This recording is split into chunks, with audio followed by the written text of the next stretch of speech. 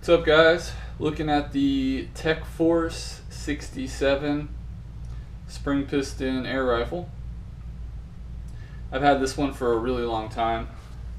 It's a Chinese made, kind of a cheaper generic brand type of air rifle.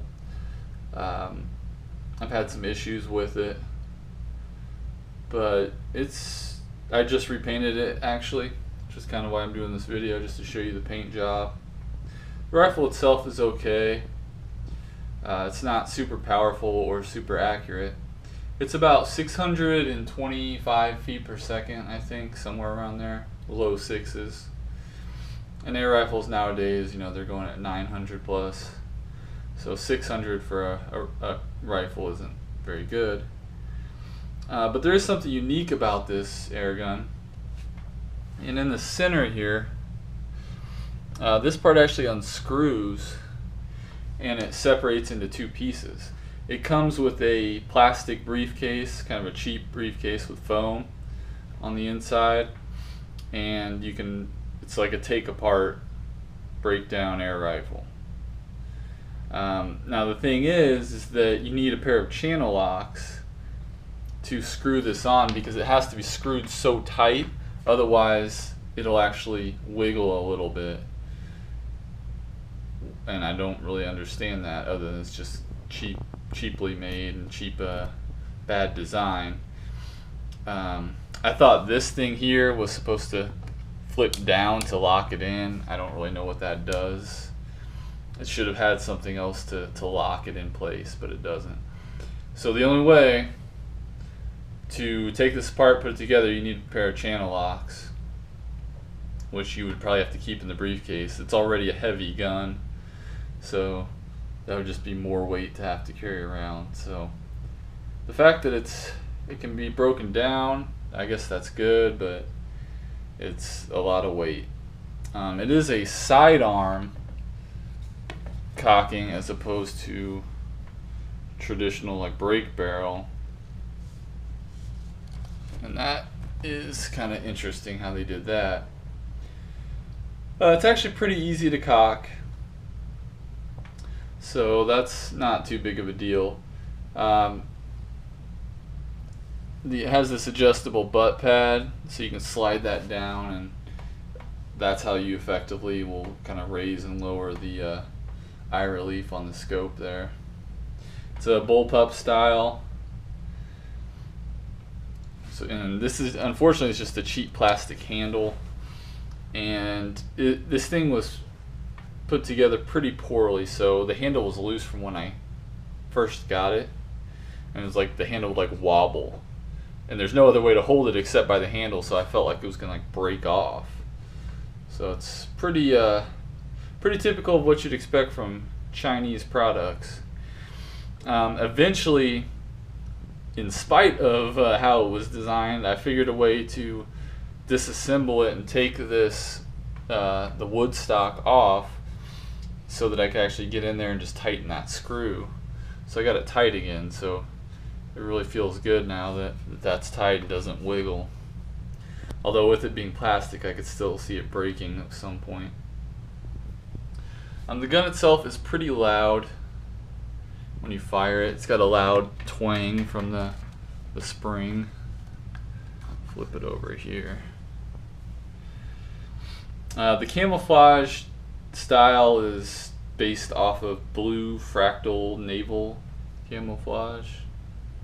So I just cut random patterns and spray them with shades of blue, black, and white, and you kind of get this design.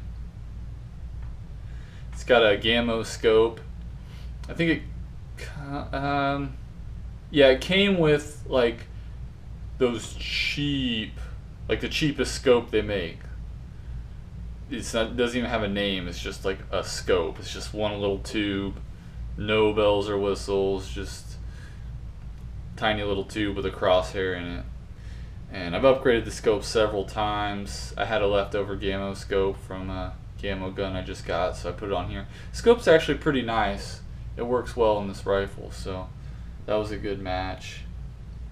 Kind of weird looking how this part sticks up higher. It doesn't look super cool because of that.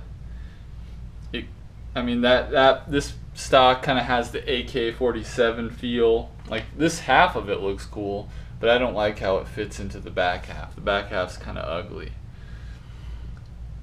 So I never really dug the look of the rifle. It's got this blade front side over here. Really no purpose in that because you're not going to be using open sights. I almost had a mind to just saw that off, just make it flush. Just got a cheap plastic muzzle brake thing on it.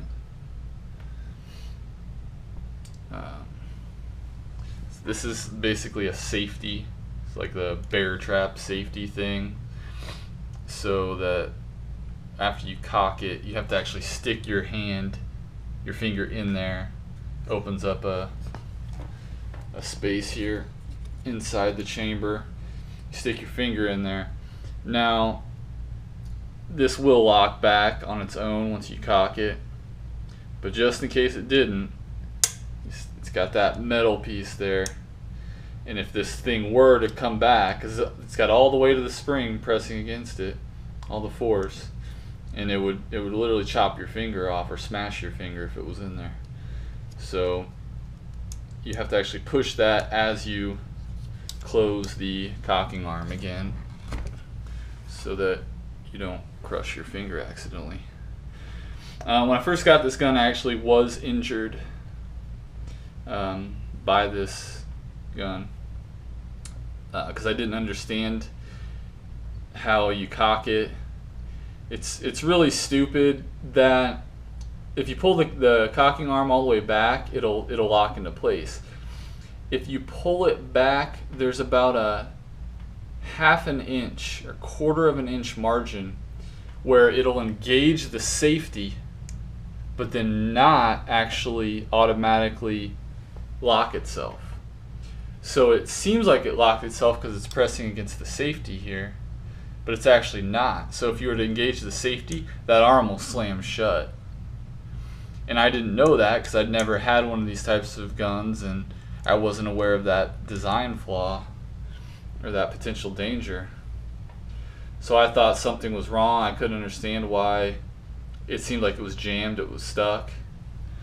And so I took a hammer and started kind of tapping on this to get it open. I didn't know what to do.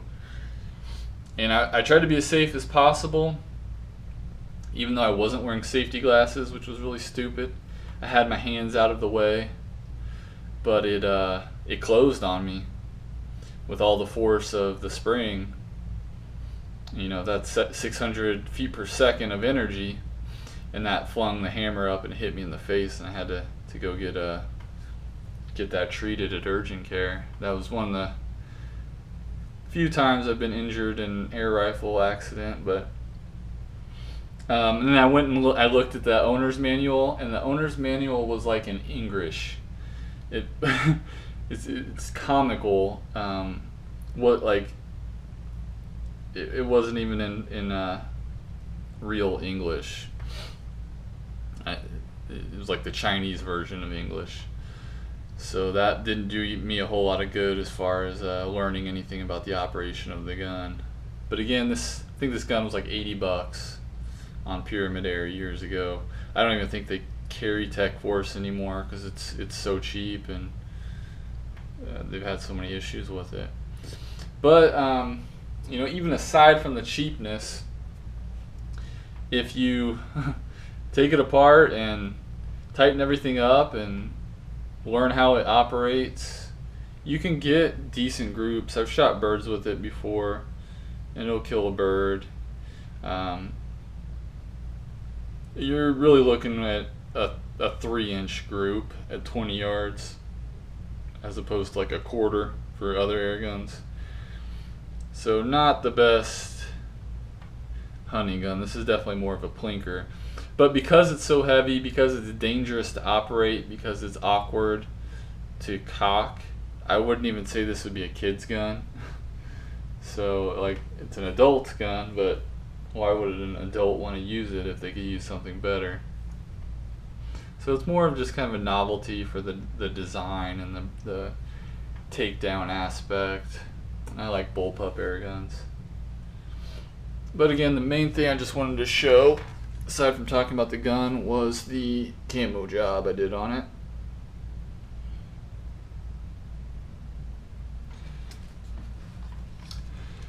And I actually have another air gun, my Crossman 1322, which I call Blue Thunder, which is similar to this design. I don't know, I think this design would probably work well in an urban situation. Yeah, it is kind of unnatural, you know, blue and turquoise colors, but it's, you know, so different that I think it would blend in well, just by breaking up its shape, and people probably wouldn't really recognize what that was. Nobody's used to seeing a blue, crazy looking blue bullpup rifle like this. So, but that's gonna be pretty much it for this one, guys. Oh yeah, the handle under here,